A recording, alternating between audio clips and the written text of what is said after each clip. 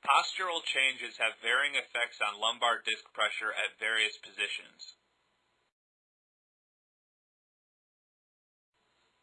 Disc pressure and stress on the lumbar spine is at its lowest when you are lying flat on your back in the supine position. These stresses slightly increase as you move from the supine position to lying on your side.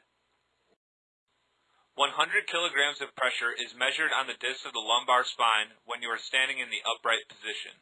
When leaning forward from the standing position, the pressure increases to 150 kilograms. Holding a load and leaning forward in the standing position causes this pressure to further rise to 220 kilograms. A non-load-bearing position of sitting upright will place 140 kilograms of pressure on the lumbar discs. Leaning forward from this position then raises the pressure to 185 kilograms.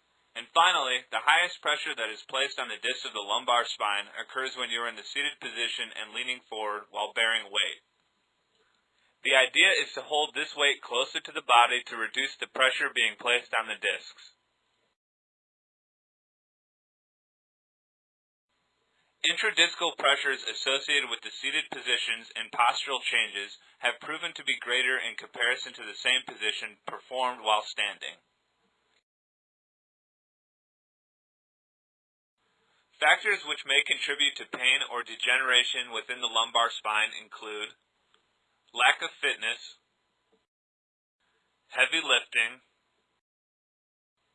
operating motor vehicles such as driving a semi-truck, prolonged sitting, operating vibrating tools, and a history of cigarette smoking, which is known to cause disc degeneration. Job dissatisfaction or lack of interest in your profession are psychological factors which also may play a role in the development of lower back problems. The straight leg raise test or tension sign indicates possible disc herniation. In classic sciatica, a herniated disc is indicated to be on the opposite side of the leg which is raised. Range of motion tests involving flexion of the spine will also produce pain in patients who have disc-related disorders. Patients with spinal stenosis or spondylolisthesis will also demonstrate pain during extension of the lower back.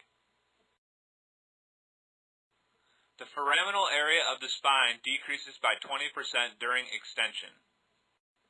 This area increases by 12% during flexion of the spine. Because of the pain experienced with extension of the spine, people suffering from spinal stenosis get relief from leaning forward. The Faber test is helpful in determining the presence of SI joint problems. The purpose of this test is to stretch the SI joint in order to reproduce pain. Diagnostic injection of the SI joint is the only means to confirm diagnosis.